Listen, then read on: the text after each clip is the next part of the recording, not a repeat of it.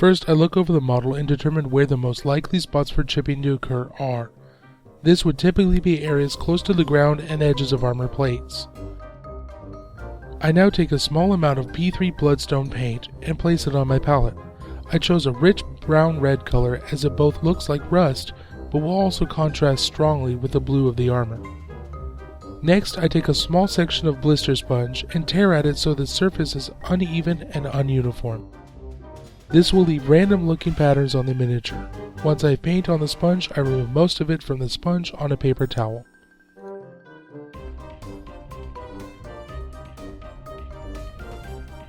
Now I take the sponge and stipple it on the areas I identified in the first step.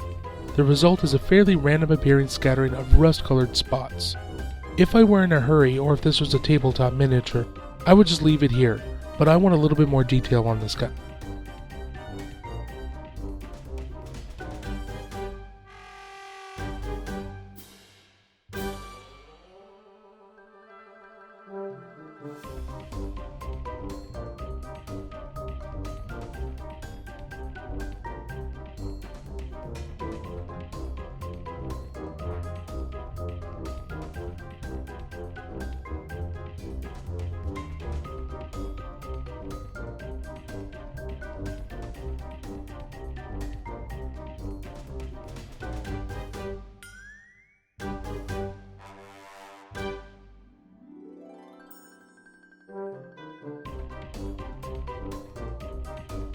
Now I take some Vallejo Model Air steel and carefully paint it onto the center of some of the large chipped areas. This adds to the effect of chipped paint by giving the illusion of areas of higher wear or recent chips that haven't been able to rust yet.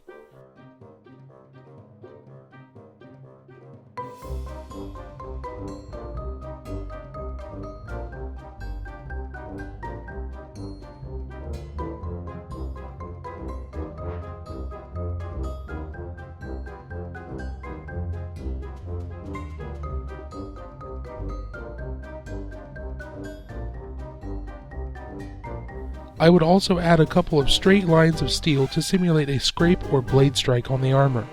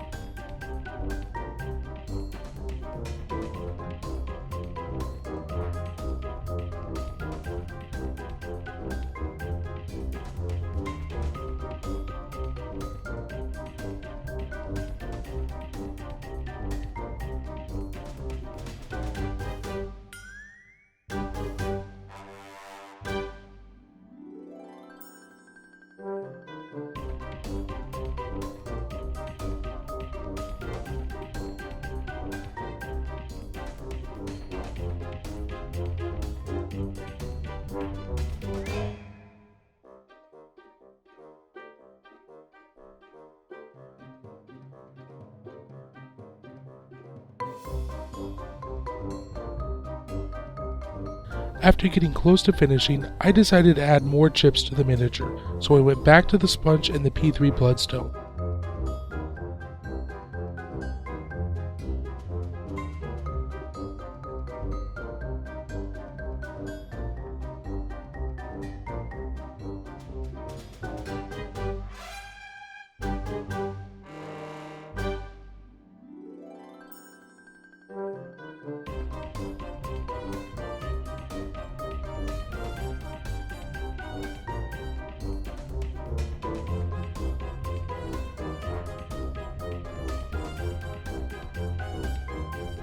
In addition, after stippling it all over the model, I used my brush to add in some additional chip marks in hard-to-reach areas.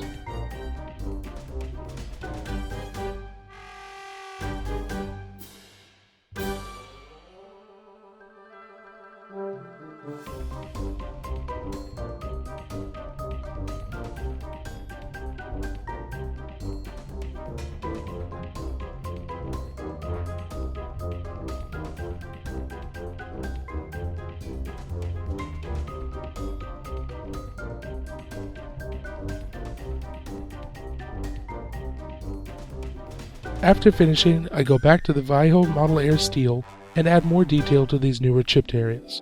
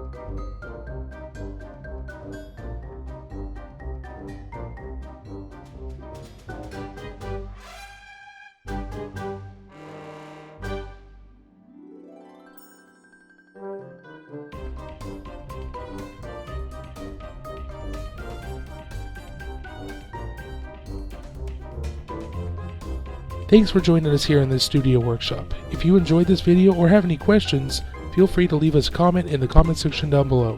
And also please feel free to share this with your friends. We'd really appreciate it. Until next time, get your game face on.